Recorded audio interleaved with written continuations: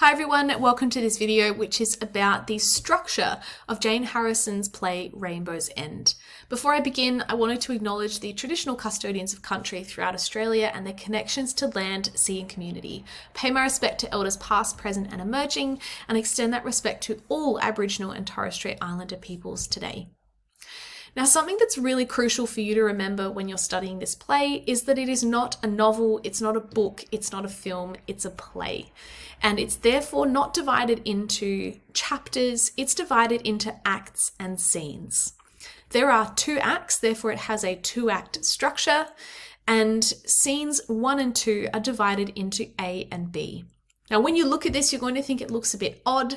Harrison doesn't explain this, the fact that it's divided into A and B, but I think it really creates this sense of fragmentation and chaos. And I think this is really designed to emulate the lives of the Dear family and the Koori people at the time. Now, this play has a dramatic arc that overall serves to emphasize the cumulative and corrosive effect of the obstacles that are facing First Nations communities in the 50s. Right? So, something to really think about in terms of how the play is put together and how the events are sequenced and how the tension increases throughout the play is really to reinforce those obstacles. Now, throughout this video, you can see I've highlighted some of the words in red. These are some really crucial words that you can use when you're studying the text and also responding to the text, just some meta language that will help you and improve the way that you write about the play. So Act 1 begins with a prologue, and we actually begin what's called in media res, which means in the middle of the action. We know that we're in the middle of a flood and we're kind of dumped straight into it. There is music and stage directions throughout. So again, remembering that this is a play that's designed to be performed on stage, there is music to be played and there are instructions for the actors as to where they should look, what they should do, how they should behave.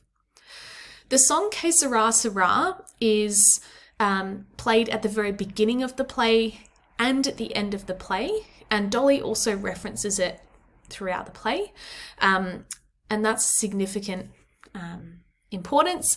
And the act also ends with Dolly's rape. Now, in terms of the dream sequences, this is a structural element used by Harrison throughout, and it really interrupts the narrative of the text. We have these really comforting, optimistic, idealistic dream sequences that reveal what the character hopes for or desires most. Those are then juxtaposed against the really harsh reality faced by the women at the time. And this is used by Harrison to emphasize the unattainability of their hopes and dreams. As an example, Gladys dreams about meeting the Queen.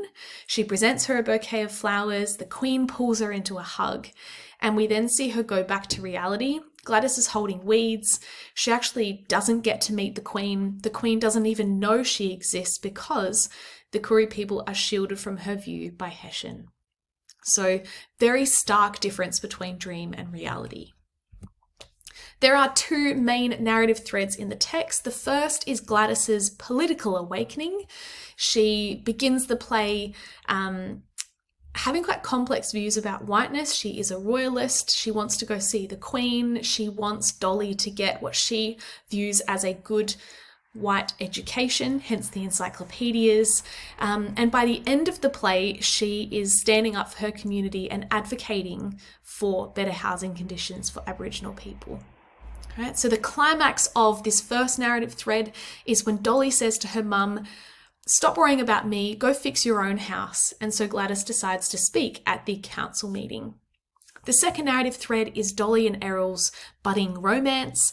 The climax of this narrative thread is when Errol promises Dolly a better life, and he really assumes that his world offers her a better life. So again, we see that paternalism coming through here. Dolly recognizes his assumption of white racial superiority and ends their relationship. Now, in terms of the ending, both narrative threads are resolved. Gladys presents the she presents the petition about the state of housing for Koori people. She gives this speech and she reads the speech, which is a sign of her growing literacy as well. Dolly and Errol become engaged and Nan has a dream sequence of their wedding. However, whilst these two narrative threads are resolved, the broader issue of Aboriginal housing and living conditions is left unresolved by Harrison. And I think this is really telling. I think it's appropriate as well, given that this remains to this day an issue, particularly for regional Aboriginal peoples in this country. So thinking about those different threads, thinking about issues that come up and how that fits into context, and also Harrison's purpose in creating this play. Now, in terms of the scenes throughout the play, we have really short and also really tight scenes. This makes it a relatively easy text to move through because it does seem to move quite quickly and the scenes are quite short and tight. This is really to emphasize the relentless pressure that the family faces from racist institutions, the tyranny of the elements, and generational disadvantage. So that real intensity, because the scenes are short and tight, there is no escape, there is no break, just like the family doesn't have either. Also notably, the most dramatic events in this play actually don't take place in the scenes, they take place between the scenes. And this is to capture that there are a lot of threats to the family that are outside of their control, and there are also a lot of traumas that the family keeps secret. And so in that way, the audience is kind of brought into this notion of not knowing. Now, in terms of casting, very, very small cast for this play. Only 4 actors and 9 characters. And I've put an explainer of what that means on the right here. Also, notably, some of the most antagonistic characters, they are only heard.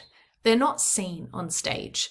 And this kind of like this notion of things happening between scenes, it creates a real dramatic tension because we don't know what's happening and by who. So the characters are haunted by these threats and forces that they can't see. Examples of this would be Dolly's rapist and also the radio. And this is littered all throughout the play and it conveys messages of white superiority. And you'll see that also with the cleaning ads, the advertisement of the Queen visiting, and that language that's used as well, really to remind the dear women and other Koori people of their so-called place in society at the time. So hopefully this helped give you a brief understanding of the structure of the play. Feel free to post any questions below. Bye.